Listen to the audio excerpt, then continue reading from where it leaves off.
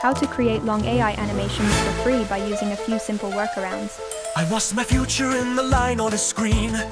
Scholarship gone like it's all just a dream. Walking this wet little street in the rain, every step echoing full of my blame. I thought I had a map, now it's washed away.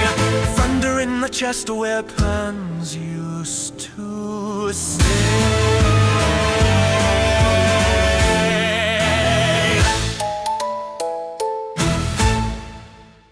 I saw what you drew on the window.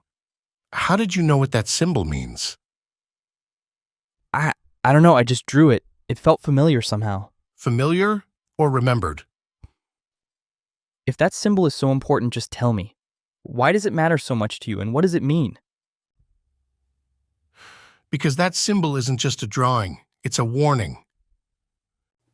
Hey everyone, welcome back. I'm Nova. It is honestly so good to see you again.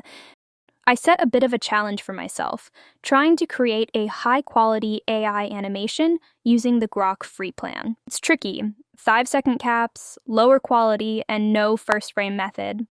But I've found ways to make it work. We're starting with the story, then moving into building characters and designing each scene.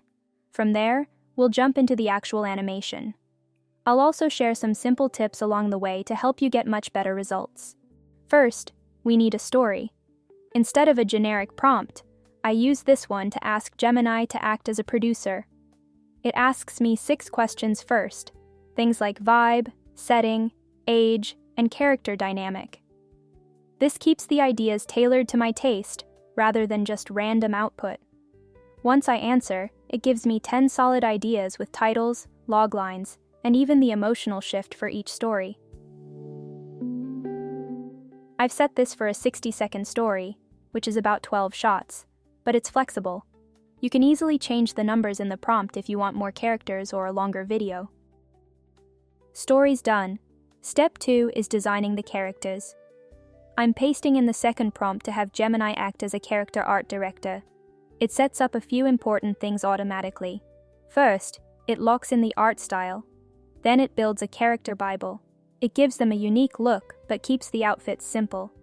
This is a big tip for Grok. Complex outfits usually glitch out when you try to animate them later, so we're keeping it basic. Next, it creates an identity anchor. This is just a 1-sentence description we'll use for every single shot to keep the character consistent.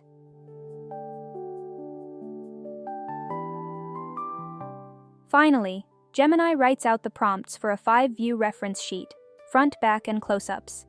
It puts them on a plain gray background with no weird AI text to deal with. Now we just copy these. Now we have our prompts, and let's generate the character sheets. A soul sheet is much better for consistency than just a single angle. I'm using Google Whisk for the characters, but I'll show you Google Flow for the other images later on. Both of these are free. In Google Whisk, just paste the prompt and set the aspect ratio to landscape. It's that simple, and there they are. Okay guys, meet Jax and Elias. Okay, story and characters are set. Now we need a storyboard. We're heading back to Gemini with this prompt, telling it to act as an AI animation director and break our story into exactly 12 shots. The most important part of this prompt is that I'm forcing Gemini to keep the action simple. Just one main action and one camera move per shot. You can adjust the shot count for your own project, but keep that simplicity. Now look at the result. For every single shot, Gemini tells us exactly what's happening and what the camera is doing. Also, it gives us 2 specific prompts, one for the image and one for the video. Now, let's create the shots. In Google Flow, start a new project, set the model to Nano Banana Pro, and use the landscape aspect ratio. For shot 1, I'm uploading both character sheets, pasting the prompt from Gemini, and hitting generate. There's our first cinematic frame. Just make sure you download the high-quality version. And I just repeat that same process for every shot in my storyboard.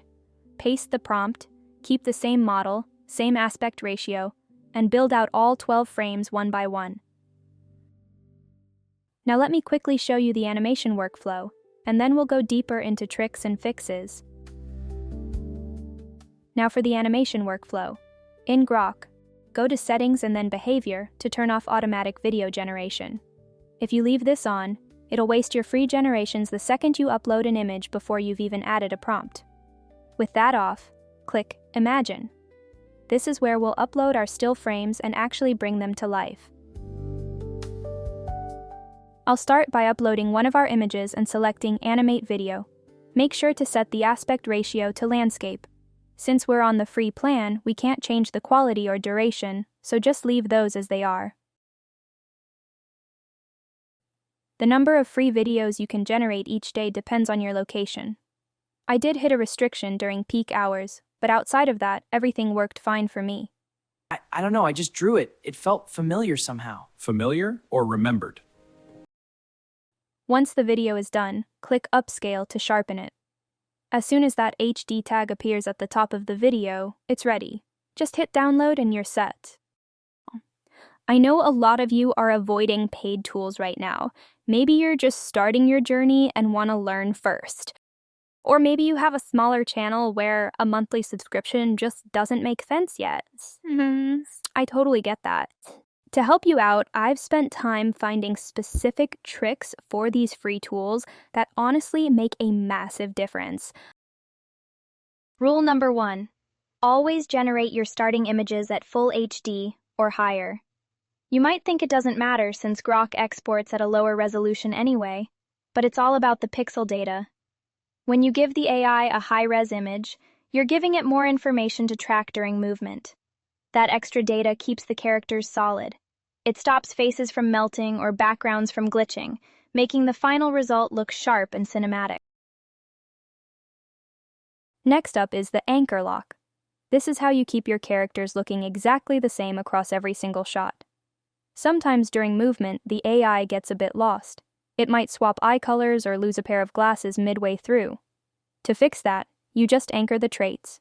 Just put those key features in parentheses immediately after the character's name.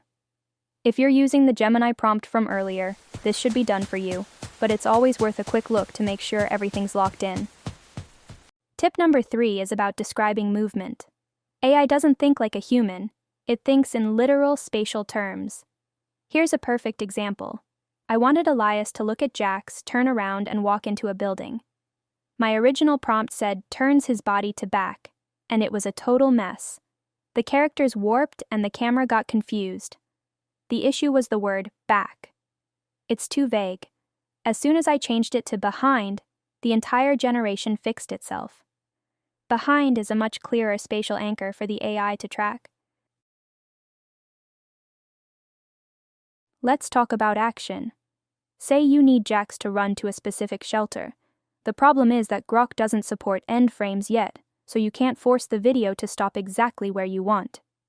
Plus, trying to describe what that shelter looks like while the character is moving usually results in a mess. So here's the trick. Have the character run completely off screen.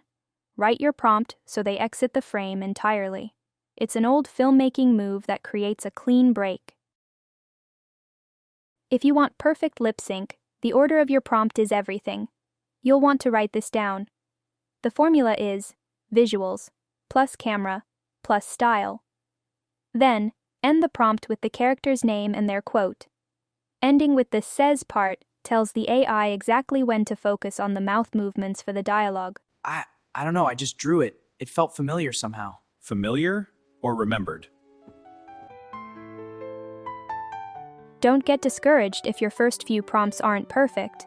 AI is a learning process for everyone. The more you experiment with these spatial words and prompt structures, the better your results will get. Thanks for hanging out today. Love you all, and I'll see you in the next one.